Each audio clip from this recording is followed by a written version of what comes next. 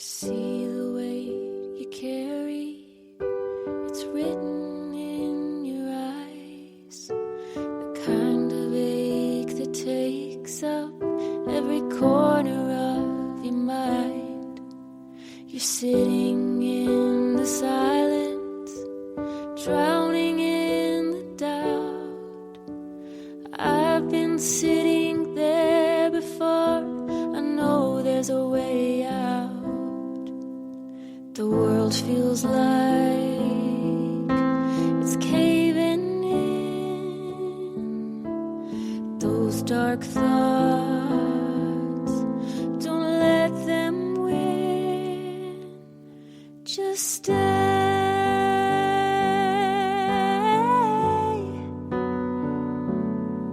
Just stay.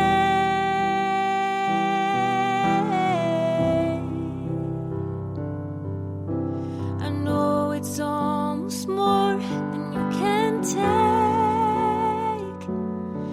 Please just stay.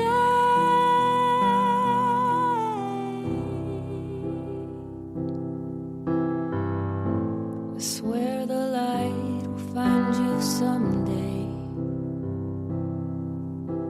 and you'll be glad you stayed. So just stay.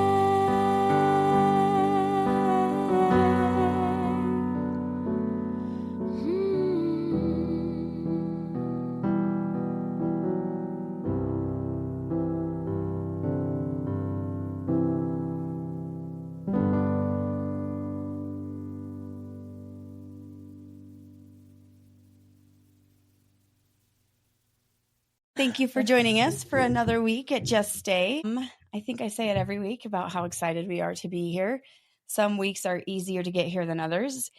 And this week, to be honest, was a challenge. But our guest, Emily Grover, rose to the occasion, and we appreciate her so much.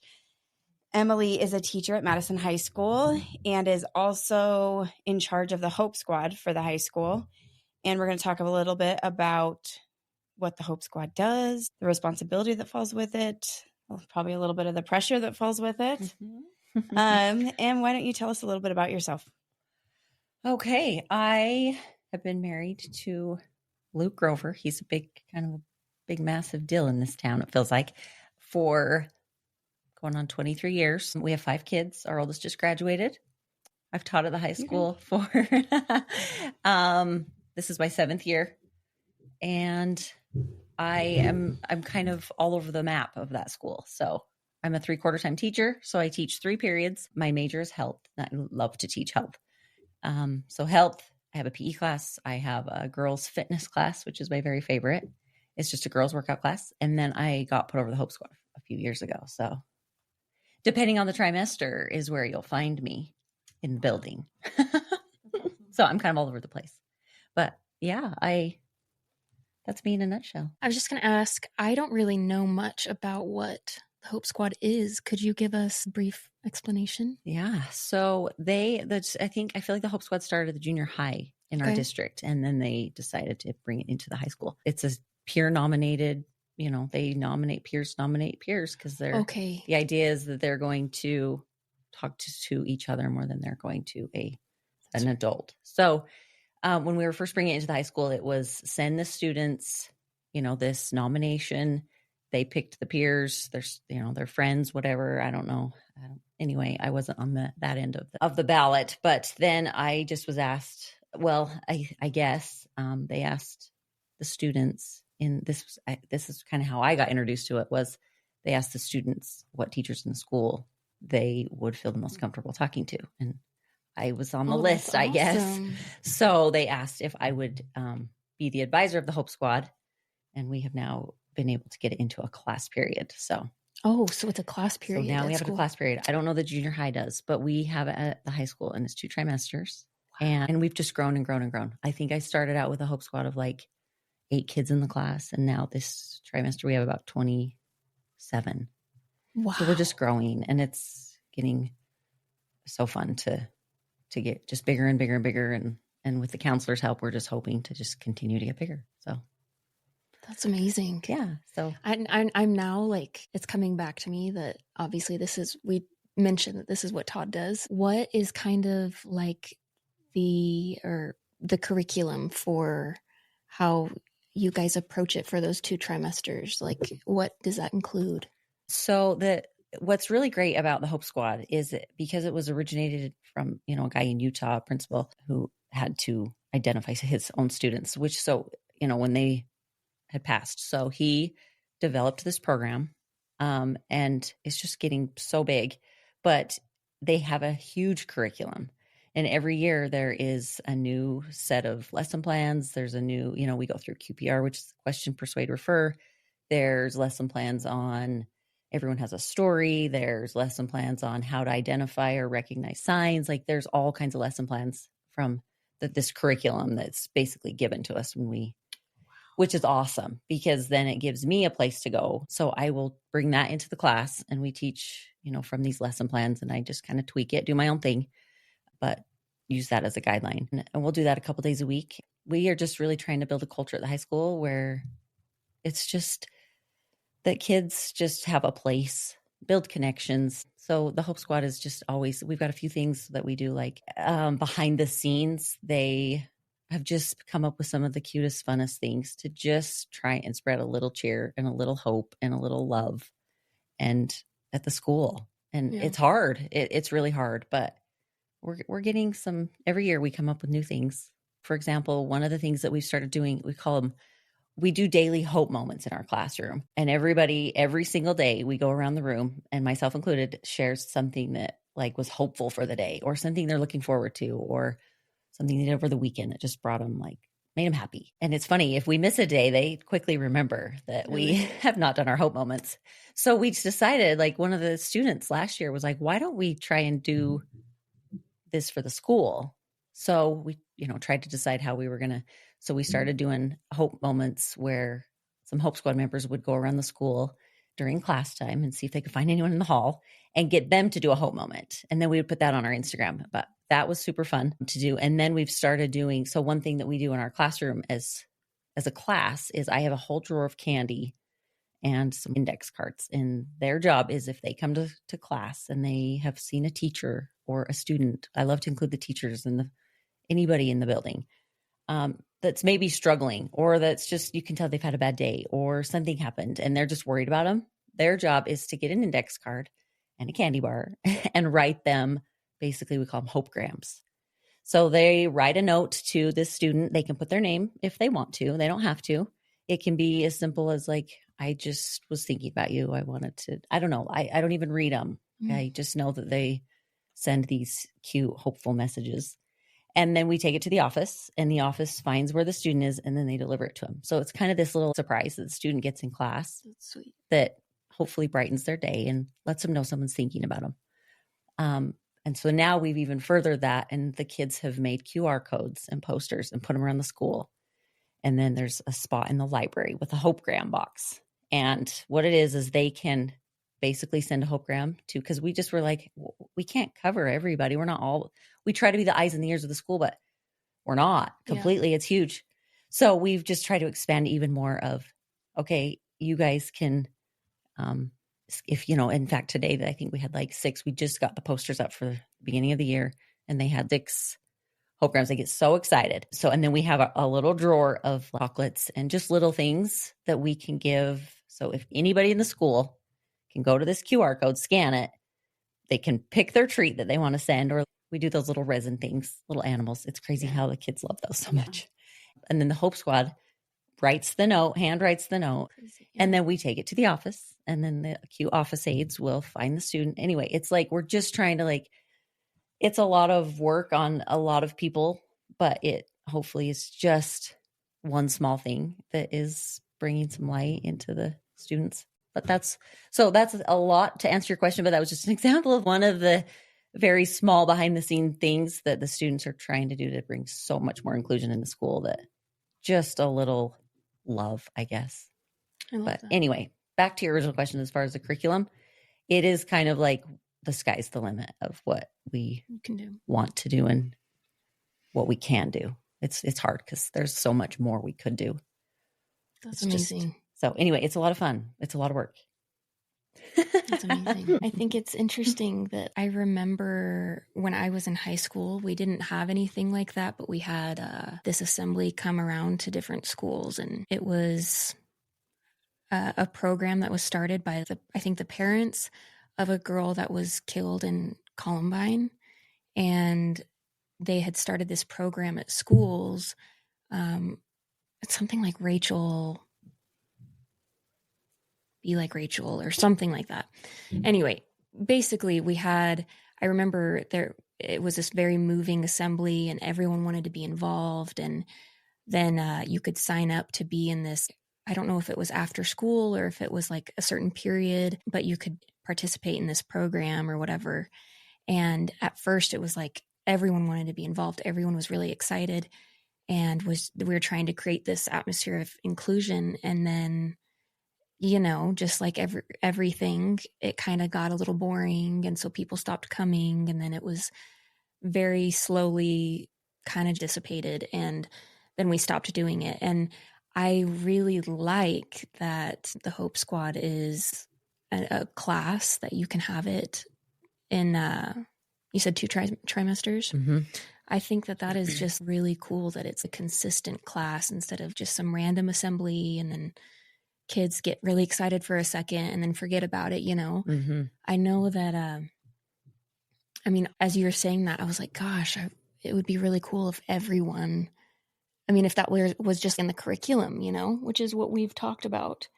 But I also understand that not everyone would be interested in that. Right. But yeah, I just think that that's really impactful. It's really cool. Yeah. It was a struggle. We were still working out kinks, but it was 2 trimesters when we first started doing this.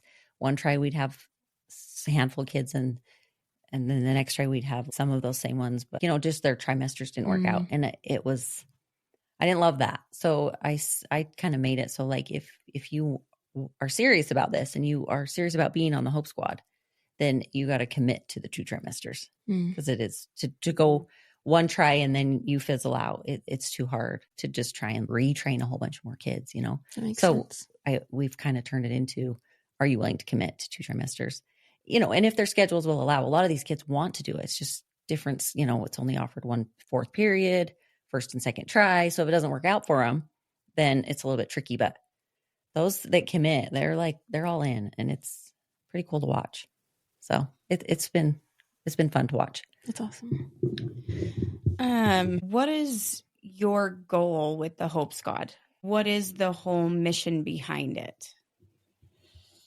Oh my goodness. So many things, so many different avenues that I would love to see it. I feel like at our school, it is really, we've had a hard time getting the momentum of like, these are students that truly want to make a difference. Some, like anything else, you're going to get kids that make fun of it or that try and tear it down or whatever they say. But really, I think for my goal is to just reach as many kids as we possibly can.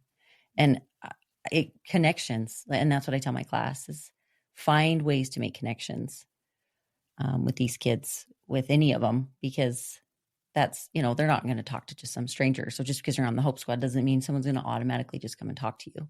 So I would just love to see it just continue to grow and be a positive thing for the kids that are on the Hope Squad, but also for those that are not, that they feel like they could trust these kids, that their hearts are in the right place. They want to help. Man, it's a big school. So it's a lot of there are a lot of bodies there that we just skim the surface. So I would just love to see it just be more of a positive thing. I'm not saying it's not, but I don't know. It's like there's so many ways to answer this. Is the focus kindness, connection? Is it mental health? Is it anti-bullying? Or is it just kind of all the above? Identify peers that are struggling and then step in, be that person to step in. Mm-hmm. It is all of those things. It is recognizing, this person. And it's shocking already how many kids will come to me and say, hey, I'm worried about this person, and these are the things they told me. And so then we which is that's the right thing to do. And I'm not a trained therapist. So then my job is to turn it over to the ones who are trained and then, let them. But it really is, it's all of those things, and just recognizing that we all have these battles that we fight, and just getting the right help and letting these kids know that they're not alone and somebody is there. Somebody is there. And if it means calling the 988 alone or with someone, just the hope that they will see that everyone has battles that they're fighting and they don't have to do it by themselves. Yeah.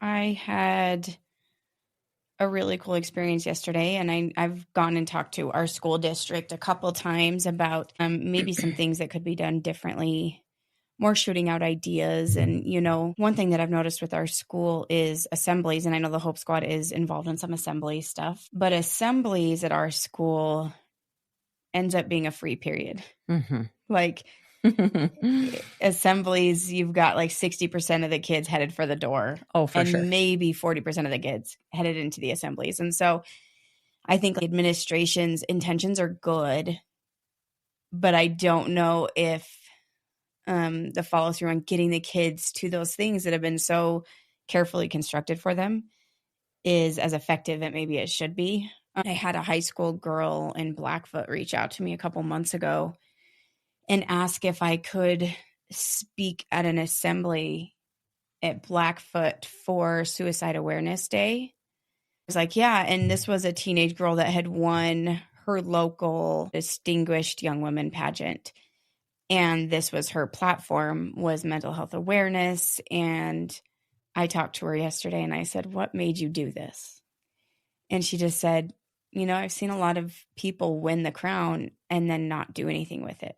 Like just wear the crown. Mm-hmm. And she's like, and I wanted to make a difference. And when the neighboring high school lost a student to suicide just a few months ago, she's like, I knew that this is the direction I needed to take. And to say it was amazing was an understatement. We talked, and in fact, a guy named Noah Calhoun talked with me, and he works for the Hope Squad. That's his full-time job. And he goes around to high schools and talks. And so he was way more prepared than I was. He showed up with a projector and sound effects and music, and his presentation was amazing and flawless. And as in traditional Brandy fashion, I said a prayer in the parking lot and winged it. And I'm sure you killed it. I don't know. But the gym was full, and the morning one we did middle schoolers, and the girl that put it on had t-shirts made for everybody. She had enlisted the help of the student council, and it was just so well executed.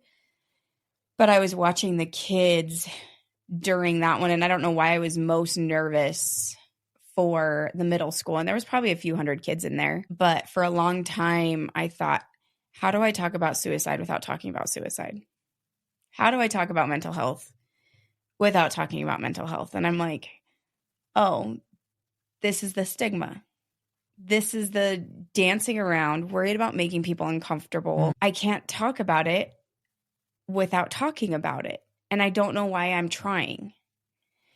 And I went in there, and you could have heard a pin drop. Like, the kids were so receptive. Really? To what Noah and I were saying. And it was an hour long. We went over to the high school next. And something that I liked that they did, and we talked to, I think he was the assistant principal, is there were no students leaving the school when they were headed to the assembly. We were walking the halls with the students. And he said that when he first started working there, that was a problem. And so they said that they were going to change it. And so they started putting the assemblies in the middle of 2 class periods. Mm. So you go to your first class period, take attendance, and then 10, 15 minutes in, you go to the assembly, and then you have 20 minutes after, and you have to go to the next class period, take attendance. And if you're not there, you get an unexcused absence. When I walked into their theater, I asked the girl who had put it on, I said, how many students are here? And she said, this holds about 1,200 and it's full. Wow. And there was 1,200 high school students at that assembly. packed. That's awesome. And the feeling in that room was intense, is the only word I can describe. Yeah, there were little groups of people giggling and whatnot, but for the most part, for there being 1,200 9th through 12th graders, it was silent. It was silent. And my son Elijah played baseball there. And so I knew some of the baseball boys. And it was funny because I had found one out in the crowd. And like 2 seats up and over, I watched while I was talking. And one of the baseball players went and smacked the back of some kid's head, put his finger to his lips, and then pointed at me. I love that. And it was like the high school students were encouraging each other to listen and also be respectful. And it was so cool. It was nerve-wracking. And I talked to my grandma after, and she was like, "What did you talk about?" And I said, "I have no idea. I think I blacked out." Oh, no. But then afterwards, like all the baseball players that played with my son came up on stage and they all hugged me and we got a picture. And some of them were even wearing their Just Stay shirts that they had ordered from us. And that was I never thought I'd be doing this. I never thought that my platform would be suicide. But on the way there, I was praying. And I was talking to Yai, and I just said, you know, I'm always asking for signs from him. Eli's favorite color was blue, and in particular, royal blue, Dodger blue. LA Dodgers were as our team. And I walked in, and they handed me a T-shirt that said, "Please just stay," and it was royal blue. And then she was talking when she was introducing us, or when we closed out, she said, "Everybody is invited to wear blue to the football game tonight to honor those that we've lost to suicide and mental health awareness." And she goes, "We want everybody to wear blue." And I was like, there he is. Mm-hmm.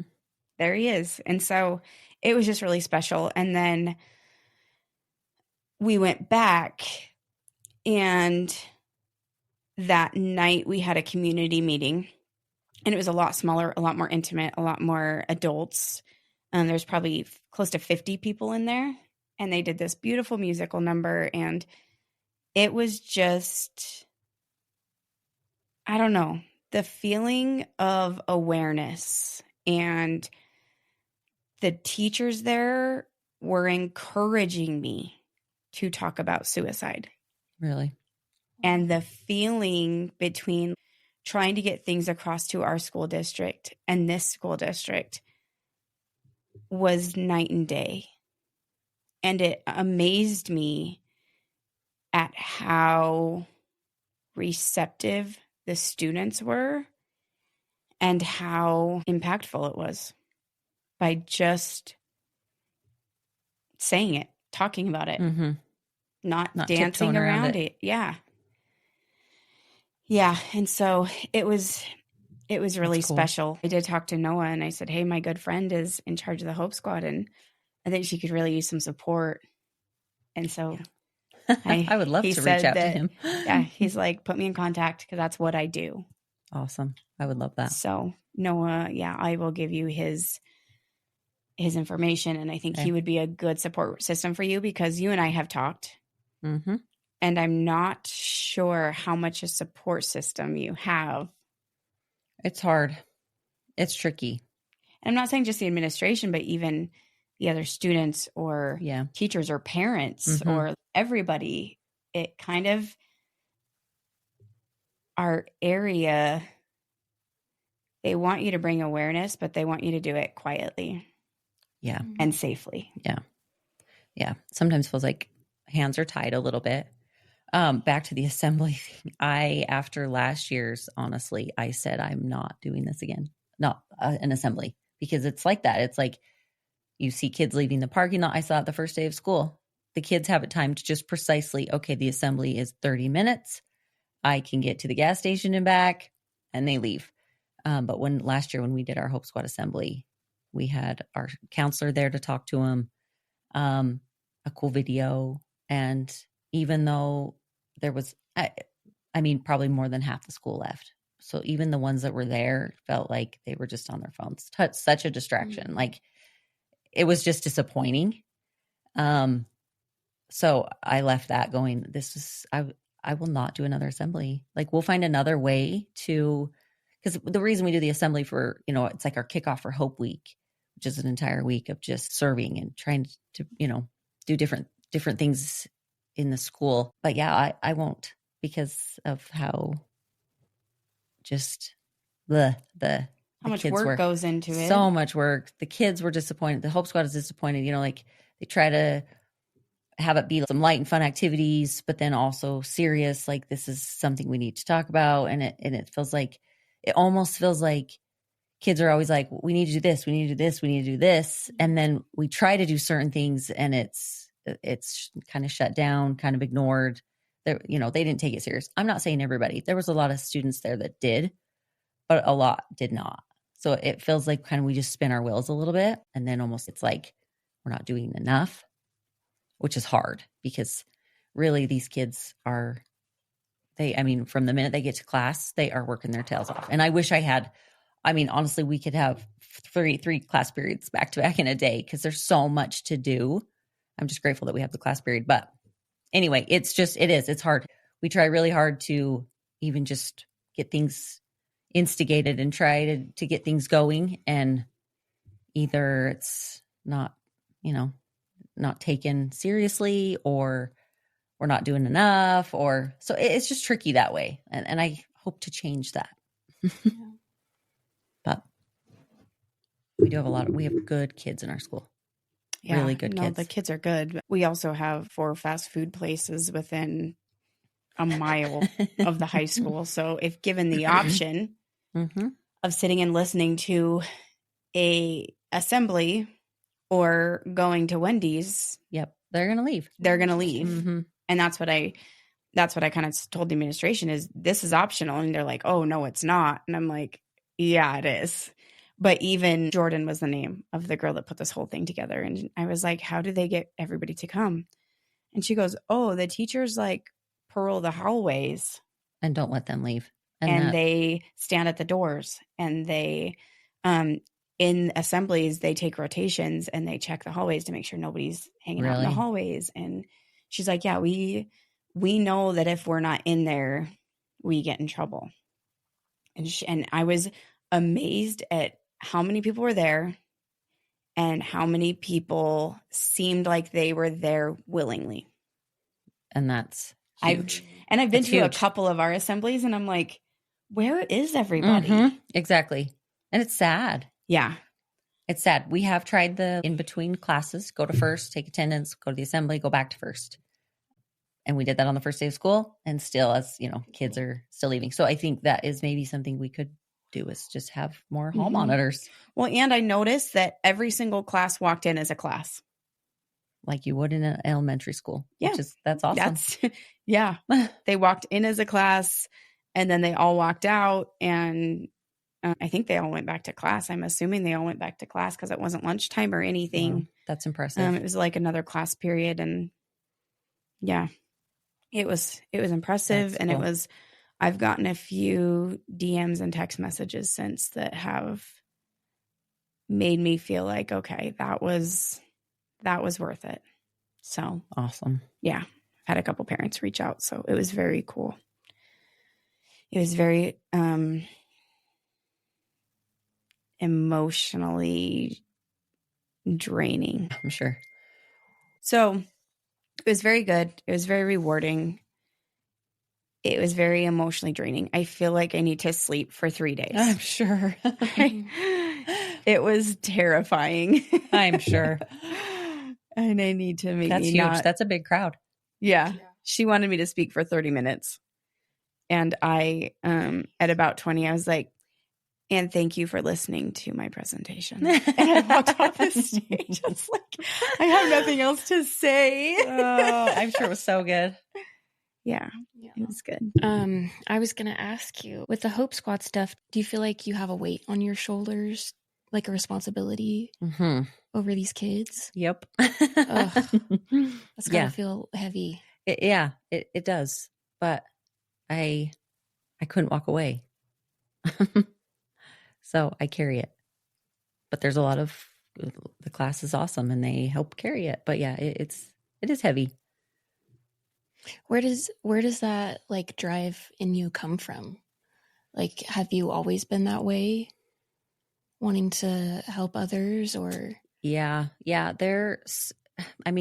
Back up a few years, when we used to live in Rigby a few years ago, Luke and I, and we had some neighbors that we just loved and adored, and the husband took his life, and that wrecked me. I remember sitting with my neighbor and just being so sad for her. She had 3 little kids.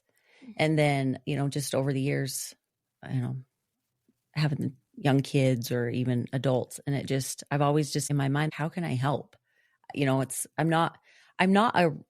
I feel so inadequate in this job, because it's like, I'm a good, like, give me a job and I'll do it, but you got to tell me what to do. Yeah. I'm not a born leader. So to give me this responsibility and say, I don't know what to tell you to do, but just take it and run with it, has been really hard for me. It's been good, but that's not my personality. So, but I've always wanted to just do more, but haven't known how. So when they came to me and said, would you like to be over the Hope Squad? It was kind of like, I don't think I realized what I was getting into and the heavy of it. But I was like, if this is my way of just doing something, then yeah, I'll do it. So, I've learned a lot over the years, but yeah, and then I think the health background has always just been huge for me. Like when I teach my health classes, and that was one reason why I think being a health teacher, I think a lot of times, people will comment, if you don't know what to do in life, be a health teacher. It's like the easy, if you're going to be a teacher. But honestly, for me, it truly is. It wasn't, I didn't know what else to do, so I chose health. It was like, no, I wanted to do health. And because I feel like the health will, you have all the components of health: physical, mental, emotional, social, environmental, all those things. And I teach those in my health class. They come together. And if you are struggling in one area, it messes with all of it. And so I think just that, I just have always had this huge love and desire, and I just love the health. So I do spend a lot of time on the emotional health unit. There's only 2 teachers that teach health at the high school, myself and then another one. And both of us, we do spend extra time on the mental emotional health unit, just to try and, bring some awareness in these kids. But I think that's probably where my desire comes from, is just, when one's off, they're all off. So just keeping that in balance and recognizing, and I try to help my students recognize it comes together, and you have to work on all areas. It's a concept that I think I've known, but you putting into words like that. Yeah. When your mental, emotional health is off, it's like everything suffers. Or, same with your physical health. When I'm sick, I'm such a baby, and you probably feel it mentally. Yeah. Oh, for sure. Yep. For sure. It affects me mentally. So yeah, we need to have one of those. Is it like a wheel? Yeah. And I think there's, when you look it up or whatever, we work on 6 at the high school. There's the 6 that we focus on. And even myself as a health teacher over the summer, I need to stay busy. So having my summers off is amazing, but I was recognizing, okay, I am like, my mental health is kind of going in the toilet. But then it was, so I would, I had to kind of give myself a smack across the face, almost, of like, okay, you're the health teacher. You're really good at getting up and moving your body, because I know that makes me feel better. But, my spiritual health was in the toilet. And I was like, what is my deal? Why am I struggling so much? But then it really was like, well, you're not working on these other areas of the health will. So yeah, you might be physically, but are you doing the other things, prayer, or whatever it is for anybody that is spiritually, I just knew, okay, my spiritual health is way off, and it is affecting my mental health, and tired. I physically was like, I could just sleep. And I knew that it was because I was just feeling like kind of cruddy down in the dumps mentally. So it's crazy how it really just, they feed off each other. And just recognizing that, I think, is huge. Yeah. I'm now mentally, I'm like, I've been talking about, or I've been trying to make a more concrete morning routine, because I've always just, I really thrive with routine, but making that routine is really difficult for me and sticking to it, And so I'm now just brainstorming, like I could write down all of those little pieces of that wheel and then have just work on one thing in each area to make sure that I'm trying to get that whole thing covered, Yep. But yeah, I really like that concept. And I love that idea too of like, in fact, I'm going to use that at school and say, make yourself a goal of like, it could be 10 minutes, read something uplifting, meditate for 10 minutes, do a guided meditation, move your body, go get in the sun, And I think that mentality of the all or nothing, well, I don't have time for this, so I'm not going to do it. But even just 10 minutes of each one of those things, I think is so powerful. That is. I'm going to use that in my classes. That was really good. Really, really good. Man. Kenz, I don't think I told you this about Em, and sorry, Em. This is where it gets a little hairy. Uh-oh. Em is special to me, and I don't think she knows how special she is to me. Oh, yep, she's going to make me cry. I was doing Em's hair when Elia passed. Wow. And I just left and ran home and didn't tell anybody why. And the next thing I knew, Em was on my doorstep.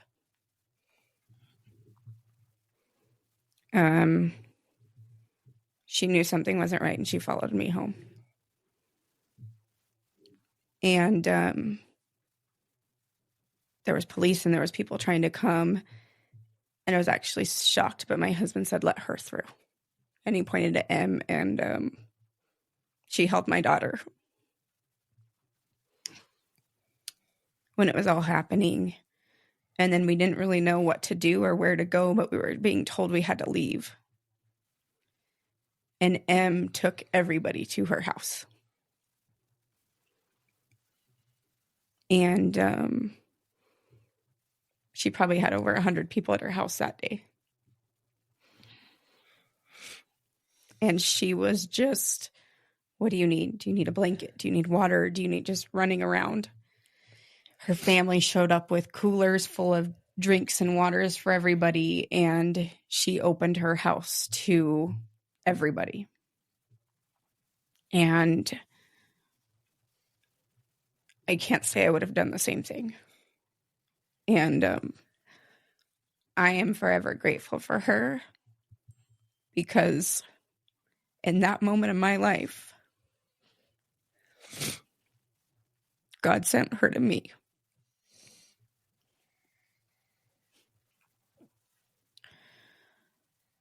And so I don't think there's anybody more qualified to being in charge of a group of kids, trying to teach them how to care and connect with each other than you.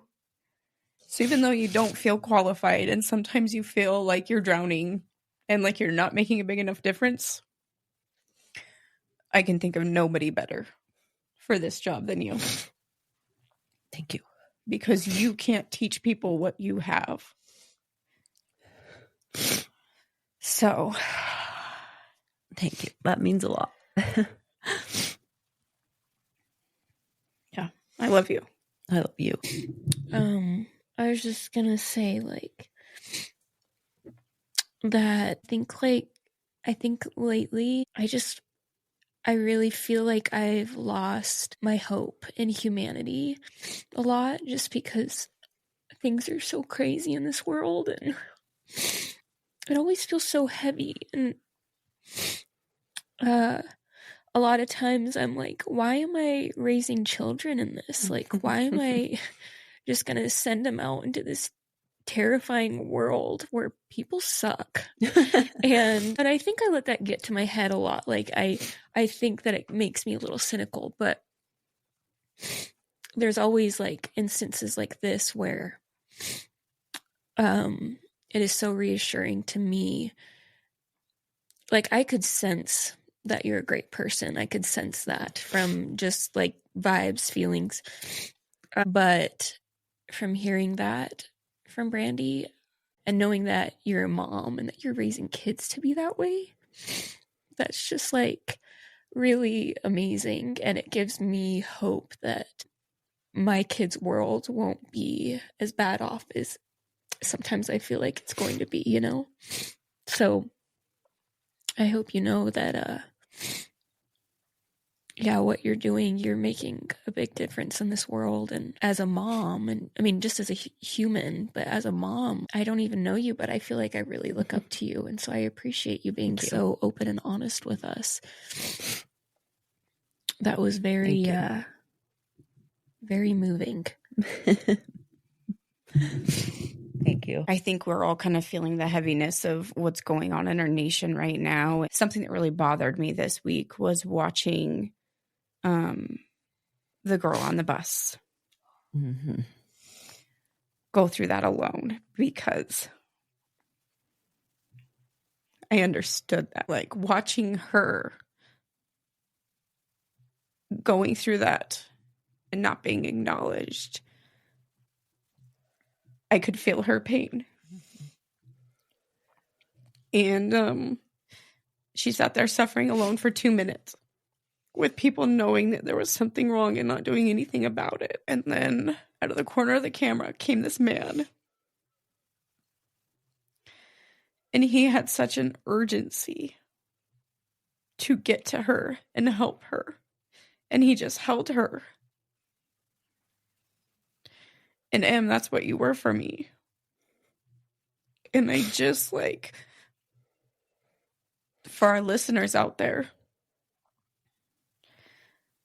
sometimes our struggles aren't as loud as that girl on the bus, or as me with my home surrounded by ambulances and cop cars. Sometimes our struggles are so silent. But be that person that notices the small things. Be that person that goes with your gut when something is wrong. And don't care what anybody thinks. Don't care about overstepping your boundaries. Just do it. Because you don't know when somebody else needed you that day. You know, I pray every day to have a good day and to allow myself to be a tool in God's hands. And sometimes being a tool is being aware of His children's needs. And be not so caught up in my own pain. So, thank you, Em, You're welcome. for your example. Thank you for yours.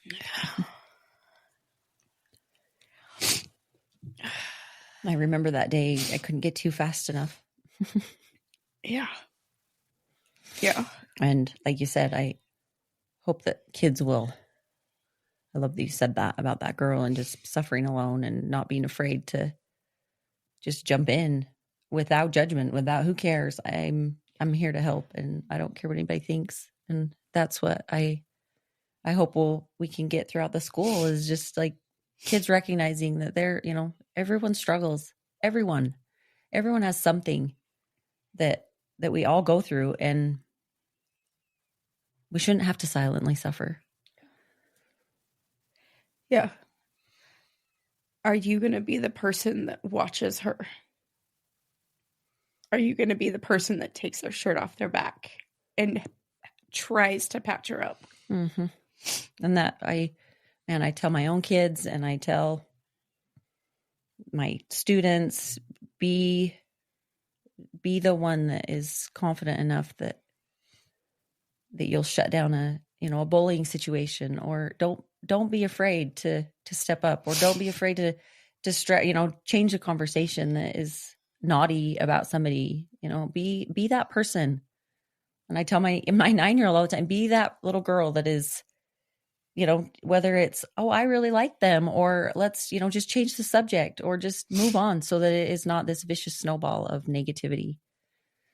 And I know kids will be kids, and it's hard, but hopefully that they can, I hope my own kids will be that way. But I really do try to help my students understand that be that person that steps up. Kids will be kids, but kids are sponges, and they will absorb whatever is around them. And I think as parents, our biggest responsibility is teaching our kids how to care for everybody, whether you know them or not, whether you like them or not, whether they're wearing the right shoes, whether their skin's the right color. As parents, it's our job to show our kids how to recognize the struggle in somebody and do something. I'm, again, so grateful for everything that you bring to my life and the type of person you are, and everything that you've done for me and my family. And I'm so glad that you were able to come on and talk with us and share with people about the struggle and the goals and your vision for the Hope Squad and for the schools. And we need more teachers like you. Thank you. Very kind. Thank you. I'm just going to echo that. It was so great hearing kind of your story and all of the efforts that you go to make these kids' lives better. Like it's just so admirable. And I think that being a teacher is one of the greatest works on this earth. And so the fact that you are a teacher and then you're also working towards this greater cause at the same time, like, I don't know, that just is very, I hope that you